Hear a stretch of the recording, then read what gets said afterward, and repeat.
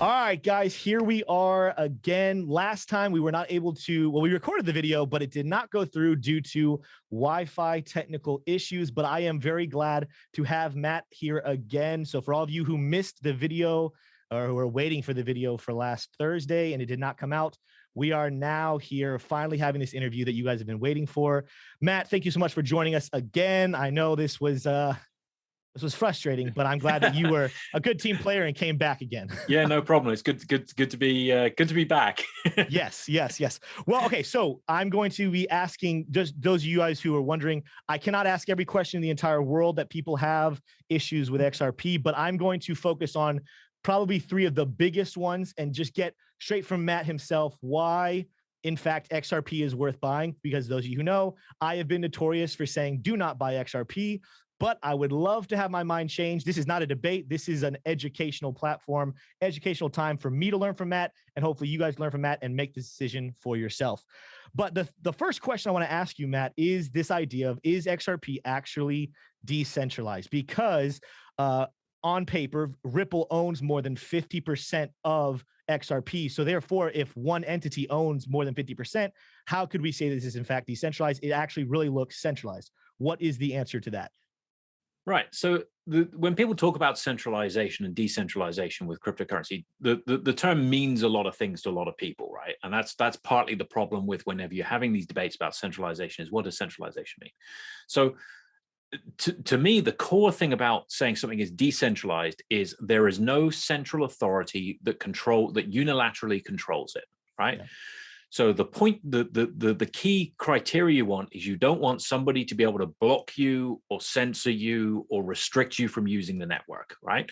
I want to be able to make a payment without, regardless, right? Right. So, and in that regards, the XRP ledger is decentralized, right? Nobody can prevent me from making a transaction, right? If I want to go and make a transaction to whoever, I can do that. It can't be seized. It can't be censored. The network itself is decentralized, right? Ripple only control a few percent of the nodes on the network, and the consensus algorithm means that you need 80% consensus on the transactions. So there's no unilateral party that control it. Yes. So what about Ripple's holdings, right? So people say, okay, Ripple hold, and it's about 55 billion XRP, about 55% of the total supply of XRP.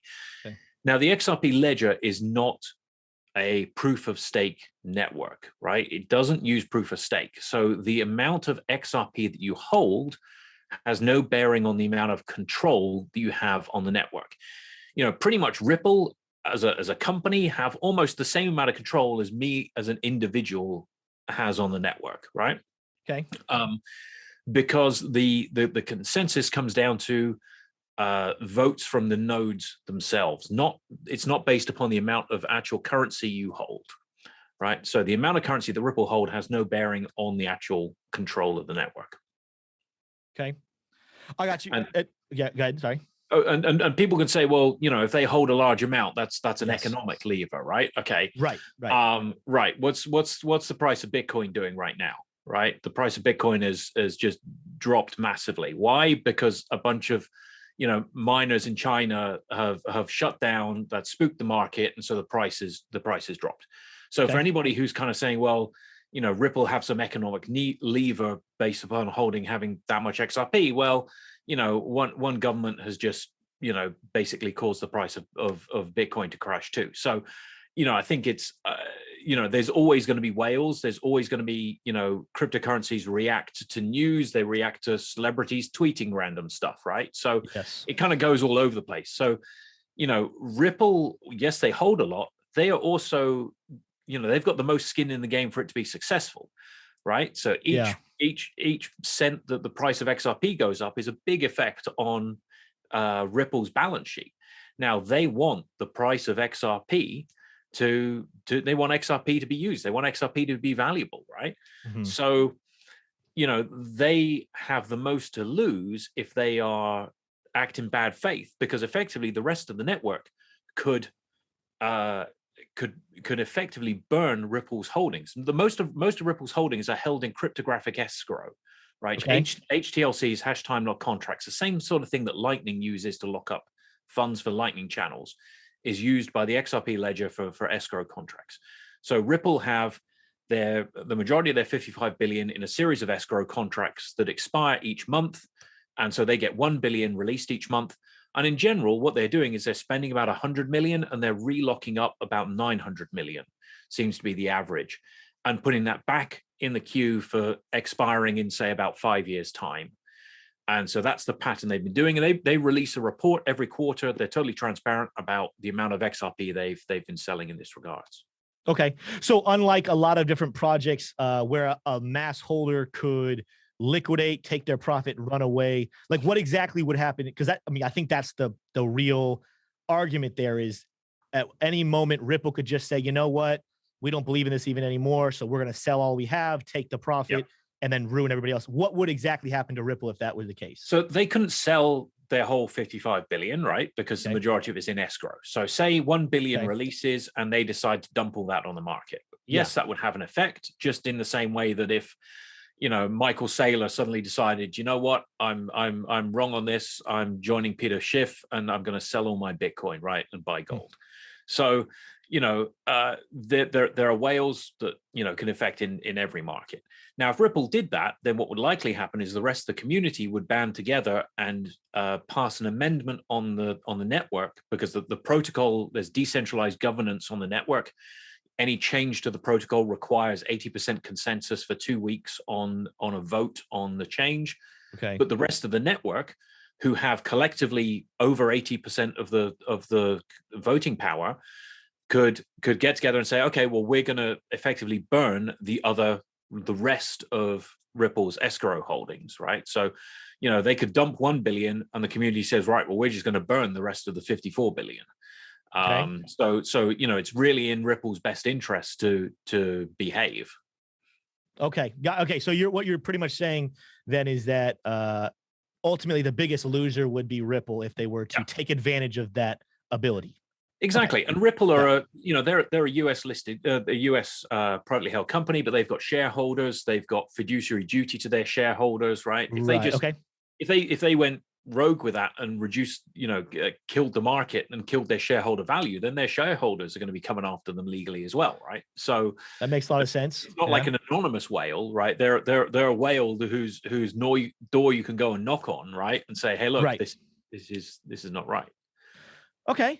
All right. Well, that makes a lot of sense. So the next point then would be continuing that argument of, is XRP actually decentralized? Is the concept of what is happening with the nodes. So I believe we talked about it last time, but there's currently somewhere around 1,000, a little over 1,000 nodes out there. And then there's 33.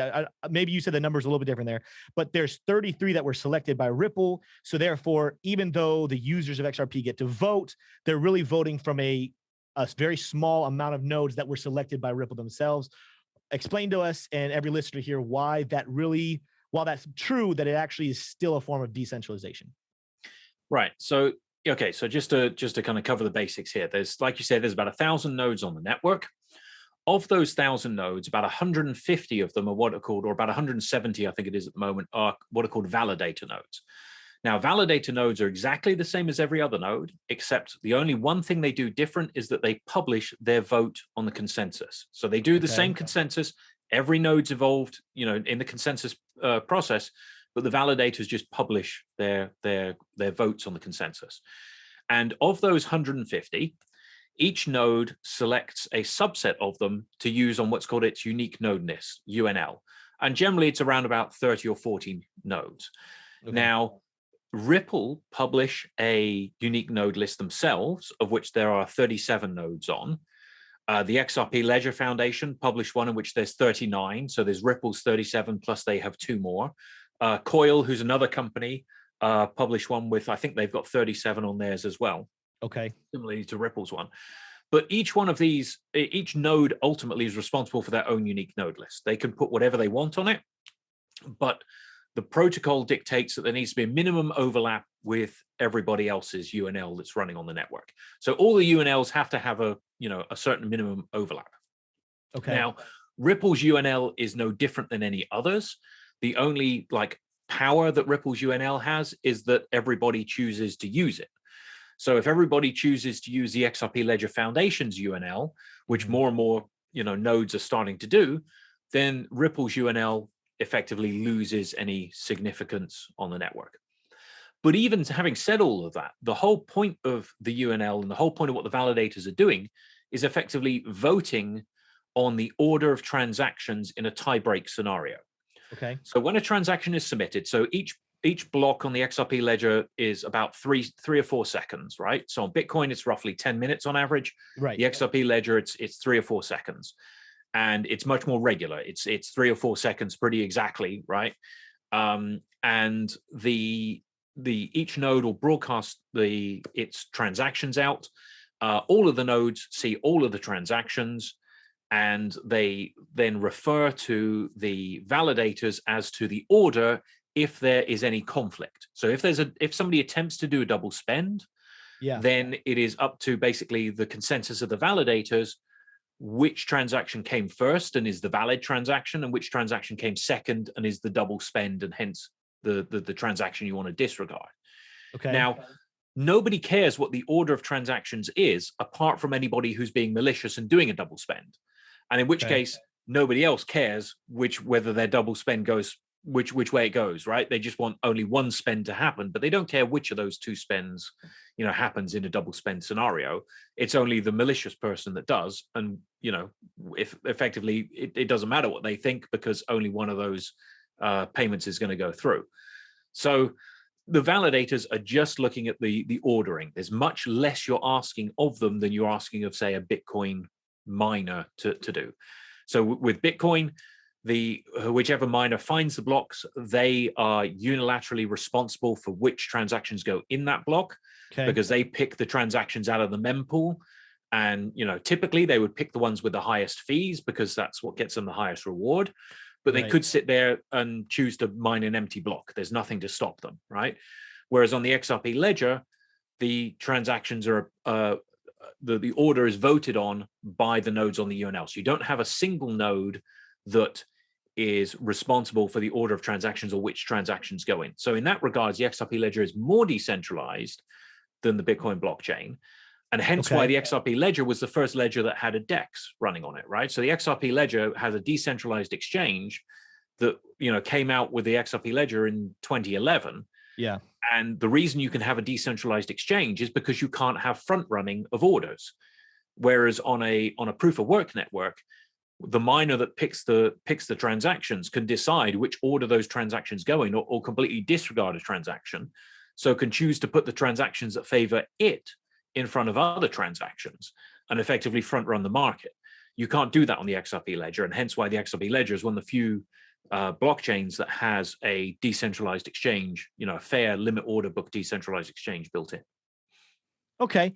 All right. Well, that kind of makes sense. I will say, of the 3 we're going to discuss today, and again, we don't want this video to run way crazy long, so that's why I'm kind of limiting it to 3 questions. In the future, if I ever have more questions, I'm sure I can reach out to you again and ask more. But I wasn't as necessarily convinced with the first 2, because I'd heard arguments before talking to you about why XRP should still be classified as decentralized despite these facts. But the issue in question that we might spend the most time on, and that troubles me the most, is the concept, and you've probably heard this many times, is the concept that XRP is really a banking coin. And I've been on record as saying, ultimately, that XRP, at least the research I've done on it and what it accomplishes, kind of serves in the opposite direction and fights against what cryptocurrency was put in place to do. So ultimately, when Bitcoin was created, the whole purpose was to take the power out of centralized hands, centralized banks, centralized governments, and put it back into the hands of the people through decentralization. But it seems like XRP works against that in the sense of it helps banks, or centralized banks, translate and communicate more easily, more affordable. So it actually helps them keep the power, remain in power. And so again, it works in opposite. And that's why I've told people, like, don't buy XRP, because every time you buy XRP, you're actually kind of ruining the purpose cryptocurrency was put into place to solve. So what would you say about that? Why is XRP actually something that does help take power away from centralized systems? Right. So as you said, this is a common thing. And, a lot of people make this claim that, it's a banker's coin and, you're helping the banks and everything. But if you go back and look at the history of the XRP ledger and how it originally started. So XRP was basically the second major cryptocurrency to come about. Litecoin was about that the same sort of time. But, Litecoin was effectively just a fork of Bitcoin. The XRP ledger was the second major cryptocurrency, the second major blockchain to come around. And it was built by Bitcoin developers, right? It was built by 3 Bitcoin developers who had been working on Bitcoin, and they wanted something that was, they recognized that the power consumption of Bitcoin was not going to be sustainable long term. And they wanted something that their idea was, well, could we do Bitcoin but without the mining? And so they came up with a consensus algorithm that does exactly that, that does Bitcoin without the mining. And the whole idea of the XRP ledger is that you can do faster transactions, cheaper transactions, and yet it's still decentralized. You still do not have a central authority. So what's with the banks, right? XRP itself, the XRP ledger, has nothing to do with banks whatsoever, right? So originally it was set out, it was created to allow peer-to-peer payments, right? Me to be able to pay you, you to be able to pay me. No banks involved. XRP is a cryptocurrency just like Bitcoin, right? So there's nothing to do with banks there. Okay. Then what happened was the 3 founders then went on to create a company called Ripple. And that company was looking to kind of monetize and build on the XRP ledger, just in the same way that Blockstream was created to build on the Bitcoin blockchain, and et cetera, right? Okay. You got a number of companies doing that, a number of companies building on the XRP ledger. So Ripple was created to do that. And Ripple actually started by allowing peer-to-peer payments. And what's interesting is the XRP ledger was the first ledger that allowed you to tokenize arbitrary assets. So you could tokenize US dollars, euros. You can tokenize Bitcoin on the XRP ledger, right? Okay. So back in 2011, the whole concept of like stable coins was born on the XRP ledger, right? So you had US dollars, you had euros, and then you could use the decentralized exchange to exchange between them. So I can actually make a payment, and I could say, I want to pay you in Bitcoin, and I'm going to fund it with euros, and the decentralized exchange will actually take care of that. And what's really cool is it does a thing called pathfinding, in that it might go from euros to XRP to Bitcoin, and it actually looks on the decentralized exchange and finds the best path to get to the destination currency. And it could do multiple hops. It could go from euros to bananas to shoes to coffee to Bitcoin or something, right? Depending on whatever people want to trade on the decentralized exchange. So the whole and some of the original kind of theories behind the XRP ledger with these tokens actually go back to the original Ripple project from before Bitcoin even started. So the Ripple project was started back in about 2014 by a developer called Ryan Fugger, a Canadian developer. And their slogan was "Be your own banker." And the whole idea with the original Ripple Pay system was that it managed IOUs, right? So if I owe you some money, we can record that on the XRP ledger. And if I owe somebody else some money, we can record that on the XRP ledger. And effectively, you can pay that other person by altering the IOUs between us, right? So you can do like kind of net settlement between friends, to pay off each other. And so that was one of the original ideas of Ripple. That then got rolled into the XRP ledger, and hence the decentralized exchange and the ability to tokenize assets on there. So the XRP ledger is an entire, it was like sort of DeFi before DeFi even really existed. And the idea that you could trade any asset with any other asset, right? And you could build up whatever kind of financial products you wanted on that. So Ripple were doing that, and there's demos of Chris Larsen, the CEO of Ripple at the time, demoing something that looks remarkably like what Lightning Strike now does, but this was like 6 years ago, in which you can make a payment in US dollars and it comes out in euros at the other end using the XRP ledger. And so that's what Ripple have basically been building. Then in about 2014, 2015, I think it was, the US regulator FinCEN fined Ripple and said, you are operating a virtual currency, not a security. You are operating a virtual currency without license, and so we are going to fine you. And so they fined Ripple and forbade them from selling any XRP to the general public or offering any consumer-facing services. So Ripple suddenly could no longer offer services directly to the individual. Their Ripple, they had a wallet called Ripple Trade. That was now forbidden. So they had to kind of pivot and think, okay, well, what else do we do? And they were committed to this idea of the Internet of Value, the idea that you can move value around as easily as you can move information. right? At the moment, I can stream I can stream video, live video from the International Space Station.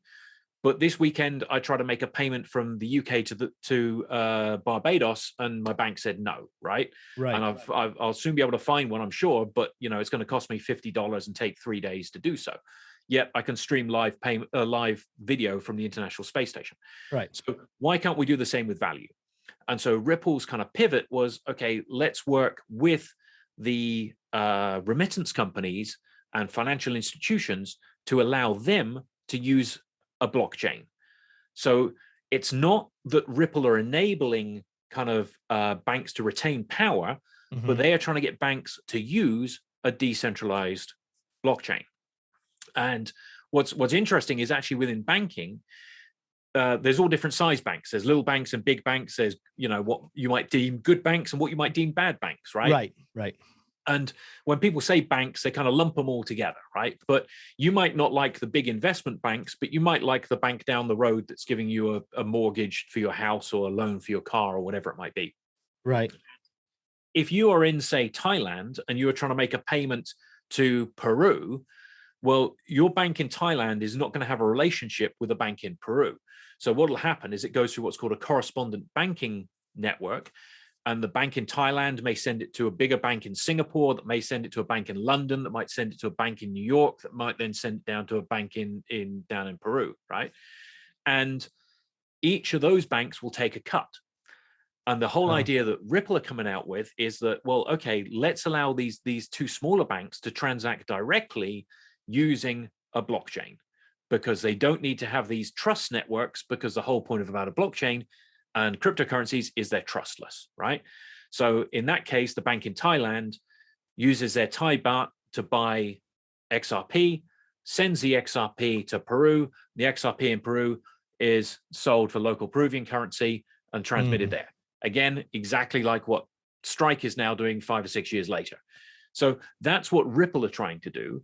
And again, the whole point is not to give banks more power, but actually make a level playing field in which the smaller banks are able to compete with the bigger banks. So in some ways, they're taking power away from the bigger banks and giving it to the smaller remittance companies, or even just individuals or companies, whoever wants to transact, because it's a permissionless network. Anybody can transact on the XRP ledger. You don't have to be a bank to be able to do so, right?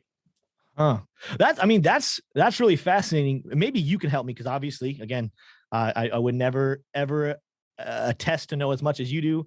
But what has caused then? Because if all these arguments that a lot of people use and these reasonings, where do you suppose that those arguments came from? Where did all these things originate? And do you think that there's anything that might have given them credit, or because I'm sure, like I said, it sounds like from this interview, you've heard every single one of these arguments and more over and over and over again. So I'm sure that you've done a lot to know what the sources of them are. Would you be able to help identify maybe why or where people went wrong with assuming or kind of dictating what they thought XRP was? Yeah, it's difficult, because it's become so pervasive now that, if you go in and Google, is XRP centralized, you'll find an article that says yes, right? If you Google, is XRP decentralized, you'll find an article that says yes, right? So whatever question you ask, you will find an article that supports it. And the problem being is you then get a blog post saying XRP is centralized. You get somebody tweeting about the blog post. You get somebody writing a blog post about the tweet. You get somebody coming on YouTube and say, hey, don't buy XRP because it's centralized. You get somebody tweeting about that YouTube show. You get right. And it becomes this vicious cycle. Now, you can trace all of this right the way back to there was actually, if you go right the way back to the Bitcoin Talk forums, there were people that were paid 5 Bitcoin to spread FUD about XRP and Ripple. And it's posted on, if you go back to Bitcoin Talk and search on the Bitcoin Talk forums, you'll see it there. There's people reporting, hey, somebody has approached me and said, hey, look, if you paste this exact, wording, Ripple is centralized, blah, blah, blah, I will pay you 5 Bitcoin, right? And so that's kind of where it started. There was literally people paid to FUD XRP and Ripple right the way back to, you know, the early days of the Bitcoin Talk Forum. I don't understand that, Matt. I don't think we live in a world where people do everything the way they should and they're honest, and no one would ever spread fake news. Nobody would ever spread fake news. Exactly. Especially when paid. I mean, I just hope they kept their 5 Bitcoin now, right? I was going to say, it sounds like they got a good payout. So they did. Whereas at the time that would have been what, like $5 they would have got paid. And oh my gosh. Now they could buy a house with it. Right. So, right. You know, this is the thing, is that it is just so pervasive, and there's a lot of misunderstanding around XRP. There's a lot of misunderstanding between the relationship between Ripple and XRP. Yeah. You know, the XRP ledger and Ripple are separate entities. You know, I'm director of developer advocacy, and one of the big jobs that I've got to do, you know, quite often within Ripple is say to the product people, you know, that product thing that you're trying to build on the XRP ledger will go live when the community deem it can go live, right? So you can't say, okay, we're going to launch on the 1st of November, because the change you're developing, the upgrade to the protocol or the update to the protocol, requires a vote by the network, and Ripple only have about 6% of the vote of their own UNL, right? They only have about 6%, I think it is. So, you know, it's you know, they're saying, well, we're going to launch on this date, and I'm saying no. You know, we might launch on that date if the rest of the community, you know, accept the proposal and vote on it. And that's the kind of the you know, you live or die by decentralized governance, right? Yeah. So, you know, it's a benefit, but it also, I mean, you know, Ripple can't make changes as much as we would love to. We can't make unilateral changes to the network. And we've had amendments before. So there's an amendment called the checks amendment. Checks as in, you know, those paper things that you write. There's like a digital equivalent of those on the XRP ledger. Yeah. That I can send you a check, and it's not like a payment. You hold it, and when you deposit it, then it comes out of my account, right? So it's kind of like this delayed payment.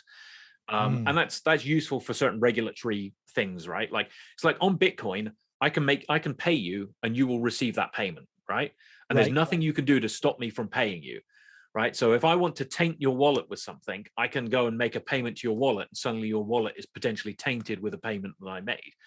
Whereas with this checks amendment, you could say I won't accept any payments unless it comes in as a check, and I then have to basically vet it before I deposit it to my account. So that was something that the Ripple created for regulatory reasons, because some of the people they were dealing with said, well, we need this certain level of control over our own accounts. Yeah. And Ripple created this, floated it on the network as an amendment, and it took 2 years to pass, because the rest of the network was just like, well, we don't see why this should pass. We don't see value in it. And it, you know, it took 2 years for something that Ripple created to actually get accepted on the network. So Ripple certainly don't control the network. Yeah. That makes a lot of sense. I wish that I could keep talking to you, Matt, for a long time, because I feel like, I learned so much last time, and then that didn't get recorded. I think I learned even more this time. Ultimately, I need to apologize to the entire XRP community. I'm not necessarily saying I'm ready to go all in on XRP, but I got a lot of stuff to look at and a lot of things to think about. And ultimately, this whole interview was first of all about giving Matt the chance to change my mind, but ultimately to give him the chance to change your mind as well. If you're someone who's against XRP, I'm sure Matt supports this concept of we don't want any single person to do something simply because they heard or saw somebody else do it. We want people to learn how to think for themselves. That's what this channel is all about. We want to teach you how to think, not what to think. So ultimately, I hope this discussion was very helpful for everybody. I hope that this gives you something to think about. If you had listened to arguments similar to how I had, this is time for you to decide for yourself. So I thank you, Matt, so much for coming on here, talking with us. Like I said, we only had so much time to do this. My producer is telling me it's time to wrap it up because we don't want to be crazy long. But if you could leave our audience with one thought that we did not discuss very quickly, what would that be? Oh, man. Literally anybody can build on the XRP ledger. It's whatever you want it to be, right? So you can go out there and build, don't constrain yourself to thinking that it's for financial institutions or banks. It's not. It's for anybody to be their own bank. or financial institution or do whatever they want to do. So if you want to build something on the XRP ledger, go ahead and do it. You want to use it, go ahead and do it. It's for you, it's for everybody. All right. Well, Matt, thank you so much. If you guys enjoyed this video, make sure you hit that like and subscribe button. I learned something and I hope you guys did as well. But until next time, I'll see you later.